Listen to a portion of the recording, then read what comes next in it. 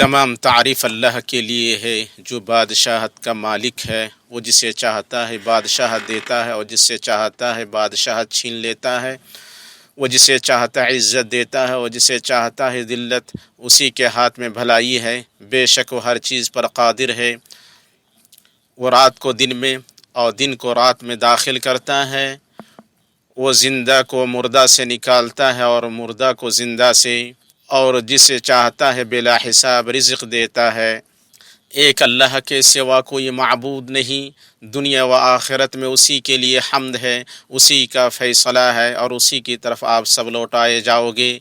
میں گواہی دیتا ہوں کہ ایک اللہ کے سوا کوئی معبود برحق نہیں، اس کا کوئی شریک نہیں، اور میں گواہی دیتا ہوں کہ محمد اللہ کے بندہ، رسول اور دوست ہیں اور اس کی مخلوقات میں چنیدہ ہیں۔ آپ نے اپنے رب کا پیغام پہنچا دیا اور اپنی امت پر حجت قائم کر دی۔ آپ نے کوئی خیر نہیں چھوڑا مگر امت کو اس کی رہنمائی کی، اور کوئی شر نہیں چھوڑا مگر امت کو اس سے ڈرایا۔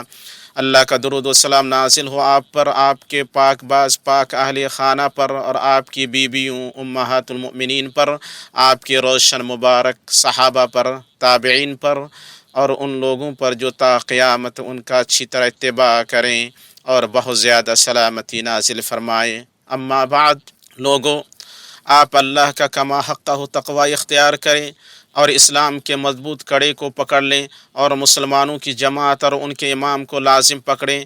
بے شک اللہ کا ہاتھ جماعت پر ہے۔ آپ دین میں نئی گھڑی گئی چیزوں سے بچیں، بے شک ہر نئی گھڑی گئی چیز بدعت ہے اور ہر بدعت گمراہی ہے۔ اللہ کے بندو، زندگی عدلتی بدلتی رہتی ہے۔ وہ اپنے اندر خوشیاں اور پریشانیاں، ہنسی اور رونا اور گدلا پن و شفافیت سمیٹے ہوئی ہے۔ جسے ایک وقت اچھا لگا تو اسے دوسرا وقت برا لگے گا۔ زندگی کو بد مزہ کرنے والی چیزیں بہت ہیں، اور انسان کے نفس کو گدلا پن، تنگی اور دکھ و غم ہر سمت میں گھماتا رہتا ہے۔ اللہ کے بندو، اس جیسی کثافت اس بات کی ضامن ہے کہ انسان سے ذہنی سکون کو دور کر دے، یہاں تک کہ اس کے لیے شہد کو کڑوا اور میٹھے پانی کو سخت کھارا بنا دے۔ اللہ کے بندو، اس میں کوئی شک نہیں کہ اس زندگی میں عظیم ترین نعمتوں میں سے ذہنی سکون ہے۔ جس نے اسے اپنی زندگی میں چکھ لیا وہ گویا ہر چیز کا مالک ہو گیا، اور جس نے اسے اپنی زندگی میں کھو دیا وہ گویا کسی چیز کا مالک نہیں ہوا۔ اور کسی کو یہ سمجھنا نہیں چاہیے کہ ذہنی سکون کا مطلب کام چھوڑنا یا آرام پسندی اور سستی ہے، ہرگز نہیں، بلکہ یہ پورا سکون دلی اور جسمانی عمل سے پیدا ہوتا ہے۔ اور کوئی عجب نہیں جب یہ کہا جائے کہ کام ذہنی سکون کے تقاضوں میں سے ہے۔ مسلمانوں، عربی لفظ بال کا مفہوم حال اور شان ہے۔ کہا جاتا ہے فلان رخی البال و ناعم البال، یعنی فلاں خوشحال ہے اور پرسکون نفس و دل ہے۔ وہ اپنی اضافت کے اعتبار سے بدلتا رہتا ہے، جیسے حالت کی پژمردگی، حالت کی مصروفیت اور حالت کا بگاڑ، اور ہر عقل مند کو مقصود ہے حالت کا وہ سکون جو درستی اور شفافیت سے عبارت ہے۔ اللہ تعالیٰ فرماتا ہے، جن لوگوں نے کفر کیا اور اللہ کی راہ سے روکا، اللہ نے ان کے اعمال برباد کر دیے، اور جو لوگ ایمان لائے اور اچھے کام کیے اور اس چیز پر بھی ایمان لائے جو محمد پر اتاری گئی ہے اور دراصل ان کے رب کی طرف سے سچا دین بھی ہوئی ہے، اللہ نے ان کے گناہ دور کر دی اور ان کے حال کی اصلاح کر دی۔ اہل نظر و دانش سب اچھی طرح جانتے ہیں کہ ذہنی سکون انسان کا مطلوب مقصود ہے، جسے ایسے دلی سکون کی ضرورت ہے جہاں شور نہ ہو، اور ایسی روحانی شفافیت کی ضرورت ہے جس میں گدلا پن کی آمیزش نہ ہو۔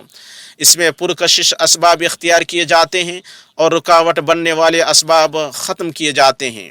نفسیاتی تناؤ، بے چینی، کشیدگی، ڈر اور مثبت خیالوں پر منفی خیالوں کو غالب کرنا، یہ سب ایسے عوامل ہیں جو گرچہ ذہنی سکون کو بالکل ختم نہ کریں، ذہنی سکون کے منافی ضرور ہیں۔ یہ سب میں مرکزی جگہ دل ہے، کیونکہ دل صحت مند بیدار رہے گا تو وہ ذہنی سکون کو شفافیت اور سینے کی سلامتی کی بارشوں سے سیراب کرے گا۔ جہاں لوگوں کے یہاں زیرو ماحولیاتی آلودگی مطلوب ہے، وہیں زیرو دلی آلودگی بھی مطلوب ہے، کیونکہ پہلے کا مقصد ماحول کی حفاظت اور دوسرے کا مقصد ذہن کی حفاظت ہے۔ چنانچہ وہ شخص ذہنی سکون پا نہیں سکتا ہے جو دوسروں کی برائی کرے، تاکہ ان کی بجائے صرف وہی تعریف سے محدود ہو، اور نہ وہ شخص پا سکتا ہے جو اپنی شان بڑھانے کے لیے دوسروں کی شان گھٹائے، نہ وہ شخص ذہن سکون پا سکتا ہے جو دوسروں کی روشنی بجھائے تاکہ اس کی روشنی چمکے، نہ وہ شخص پا سکتا ہے جو دوسروں کو چپ کرائے تاکہ اسی کی بات سنی جائے، اور نہ وہ شخص ذہنی سکون پا سکتا ہے جو دوسروں کے کندھوں پر چڑھے تاکہ ان کی بجائے خود اپنے لیے پھل توڑے۔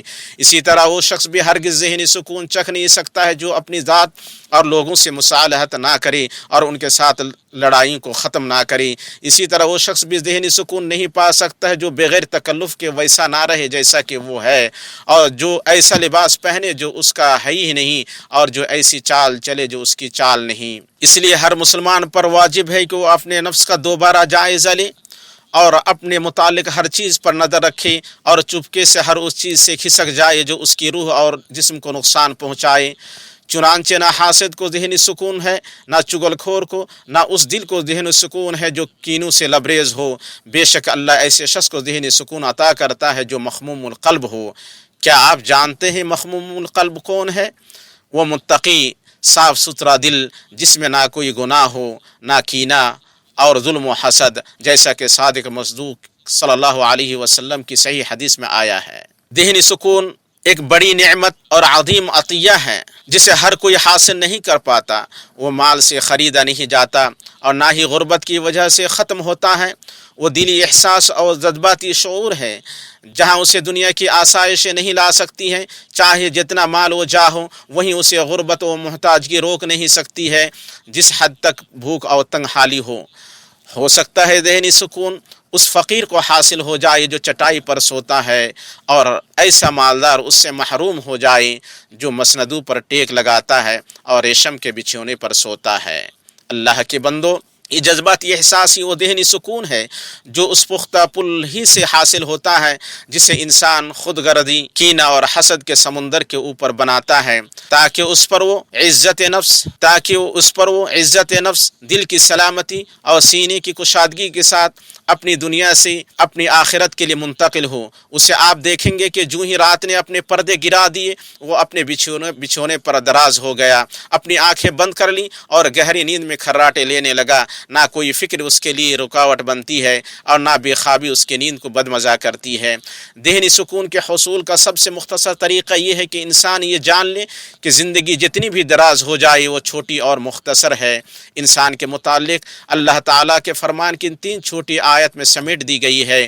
اللہ نے فرمایا اسے ایک نطفہ سے پیدا کیا، پھر اندازہ پر رکھا اس کو، پھر اس کے لیے راستہ آسان کیا، پھر اسے موت دی اور پھر قبر میں دفن کیا۔ ہاں اللہ کے بندو، زندگی کو اس سے زیادہ اور اس سے مختصر تصویر کشی کی ضرورت نہیں تاکہ انسان یہ جان جائے کہ امور اللہ کے ہاتھ میں ہیں۔ اللہ نے جو چاہا وہ ہوا اور جو نہیں چاہا نہیں ہوا۔ جو اس کا ہے اسے مل کر رہے گا، اگرچہ تمام لوگ انکار کریں، اور جو اس کا نہیں اسے ہرگز نہیں ملنے والا ہے، گرچہ وہ قارون کے خزانوں کا مالک ہو۔ جو گزر گیا وہ ہاتھ سے نکل گیا، اس کے پاس ہرگز واپس نہیں آئے گا۔ مستقبل نامعلوم ہے جسے اللہ کے سوا کوئی نہیں جانتا۔ انسان کے لیے اس کی وہ گھڑی ہے جس میں وہ جی رہا ہے۔ اس لیے عارفین نے انسان کے ذہنی سکون کے لیے 3 چیزوں سے استدلال کیا ہے۔ جو حاصل نہیں کیا اس میں اچھا توکل، جو حاصل کیا ہے اس میں بہتر رضامندی، اور جو فوت ہو گیا ہے اس پر اچھا صبر۔ بے شک انسان اس سوچ کے ساتھ اور اسے ہر وقت ساتھ رکھ کر ذہنی سکون کا لبادہ اوڑھے گا اور دل کے سکون اور بے لوث زندگی کی چادر لپٹے گا تاکہ آدمی اپنے لیے ذہنی سکون کو ہمیشہ برقرار رکھ سکے۔ اس لیے ضروری ہے کہ وہ 4 امور کو ذہن میں رکھے۔ پہلا یہ کہ موت سے اس کو نجات نہیں، بلکہ موت اس سے آ کر رہے گی چاہے اس سے بھاگتا پھرے، کیونکہ موت اس کی نگرانی اس کے سامنے سے کرتی ہے، اس کے پیچھے سے نہیں۔ آپ کہہ دیں جس موت سے تم بھاگتے پھرتے ہو یقیناً تمہیں آئے گی۔ نیز اپنے ذہن میں علی رضی اللہ تعالیٰ عنہ کا یہ قول رکھے، میں کس دن موت سے بھاگ سکتا ہوں؟ کیا اس دن جو مقدر نہیں ہے یا اس دن جو مقدر ہے؟ جو دن مقدر نہیں ہے اس سے میں ڈرتا نہیں ہوں، اور جو مقدر ہے اس سے چوکنا رہنے والا بچ نہیں سکتا۔ دوسرا یہ ہے کہ دنیا میں ہمیشہ سکون نہیں مل سکتا، اور یہ کہ حالات بدلتے رہتے ہیں۔ اگر انہوں نے کسی ہنستے انسان کو خوش کیا ہے تو وہیں کسی دوسرے روتے انسان کو مغموم کیا ہے۔ تیسرے یہ کہ لوگوں سے ہمیشہ سلامتی نہیں مل سکتی ہے، وہ چاہے ان سے جتنا بچے اور ان سے تنہائی اختیار کریں، ان سے محفوظ رہنا سرخ کبریت سے زیادہ کامیاب ہے۔ اور پہلے کہا گیا ہے کہ اگر چغل خور کا گھر یمامہ میں ہو اور میرا گھر حضر موت کے آخری سرے میں، تو بھی وہ مجھ تک پہنچ جائے گا۔ اور وعدے غلطی میں سے بہت سے لوگوں کا یہ سوچنا ہے کہ ذہنی سکون الگ تھلگ رہنے سے حاصل ہوتا ہے، گھل مل کر رہنے سے نہیں، آرام میں ملتا ہے، مشقت میں نہیں، جبکہ حسن حدیث میں ہے وہ مومن جو لوگوں کے ساتھ گھل مل کر رہتا ہے اور ان کی اذیت پر صبر کرتا ہے، اس مومن سے بہتر ہے جو لوگوں کے ساتھ گھل مل کر نہیں رہتا ہے اور ان کی اذیت پر صبر نہیں کرتا ہے۔ چوتھا یہ کہ اس شخص کو ذہنی سکون نہیں جس کے پاس رضامندی نہیں، کیونکہ اللہ اور اس کی تقدیر پر رضامندی ہی ذہنی سکون کی بنیاد ہے۔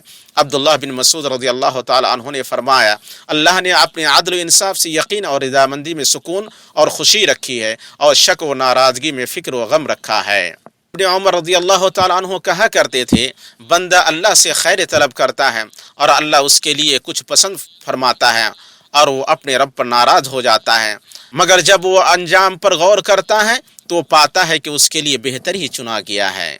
حسن بصری رحمہ اللہ سے پوچھا گیا، اس مخلوق کو پریشانی کہاں سے آتی ہے؟ انہوں نے کہا، اللہ تعالیٰ سے کم رضامند ہونے سے۔ پھر ان سے پوچھا گیا، اللہ سے کم رضامندگی کہاں سے آتی ہے؟ انہوں نے کہا، اللہ کے بارے میں ناقص معرفت سے۔ اور ان سب میں جامع قول وہ ہے جسے اس ہستی نے فرمایا جسے جوامع الکلم دیے گئے اور ذات بولنے والوں میں سب سے فصیح ہے۔ آپ صلی اللہ علیہ وسلم نے فرمایا، اس شخص نے ایمان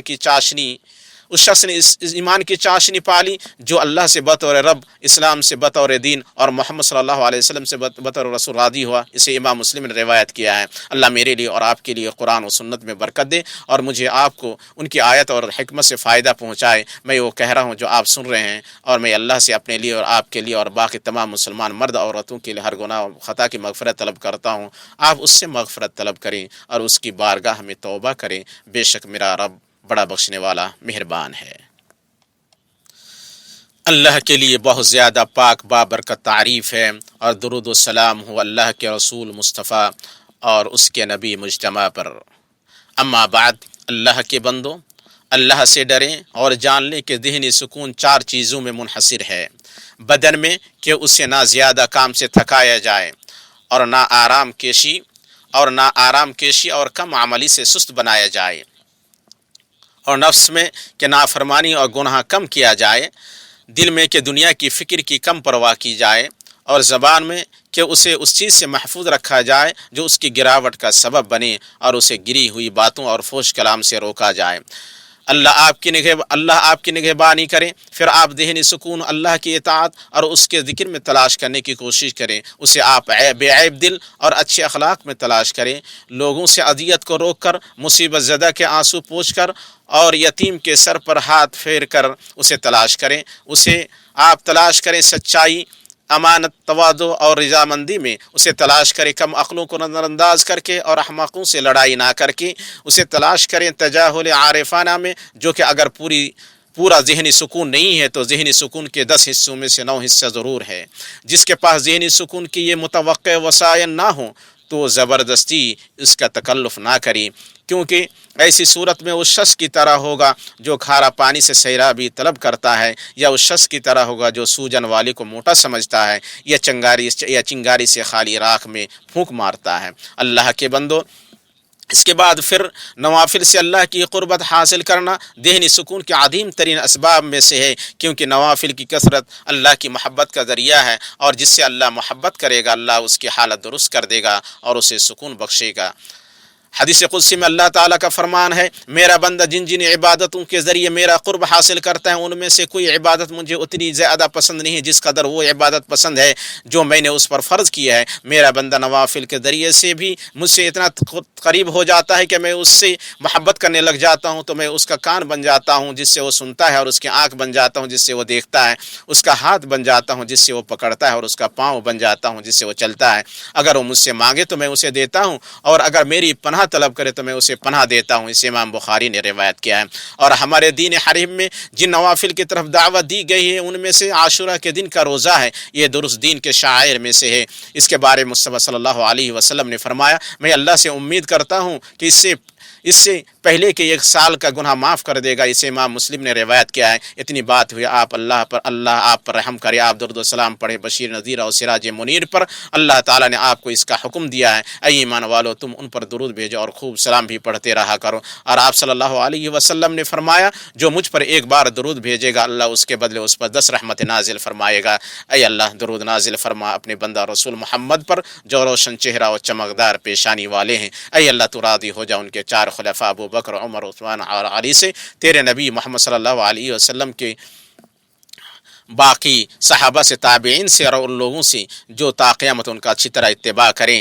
اے اللہ تو اسلام اور مسلمانوں کو غلبہ عطا فرما، اے اللہ تو اسلام اور مسلمانوں کو غلبہ عطا فرما، دین کے قلعہ کی حفاظت فرما، اور اس ملک کو اور مسلمانوں کے باقی تمام ملکوں کو امن و اطمینان کا گہوارہ بنا۔ اے اللہ تو ہمیں ہمارے وطنوں میں امن عطا فرما، ہمارے پیشواؤں اور سربراہوں کی اصلاح فرما، اور سرپرستی ان لوگوں کے ہاتھ میں کر جو تجھ سے ڈریں اور تیرا تقوی اختیار کریں اور تیری رضامندی کی پیروی کریں۔ اے رب العالمین، اے اللہ تو ہمارے امام اور ولی امر کو ان اقوال و اعمال کی توفیق دے جو تجھے پسند ہو اور تو ان سے راضی ہو، یا حی یا قیوم۔ اے اللہ تو ان کے مشیروں کی اصلاح فرما، یا ذا الجلال والاکرام۔ اے اللہ تو انہیں اور ان کے ولی عہد کو اس کام کی توفیق دے جس میں شہروں اور بندوں کی بھلائی ہو۔ اے ہمارے رب ہمیں دنیا میں بھلائی عطا فرما اور آخرت میں بھلائی عطا فرما، اور ہمیں آگ کے عذاب سے بچا۔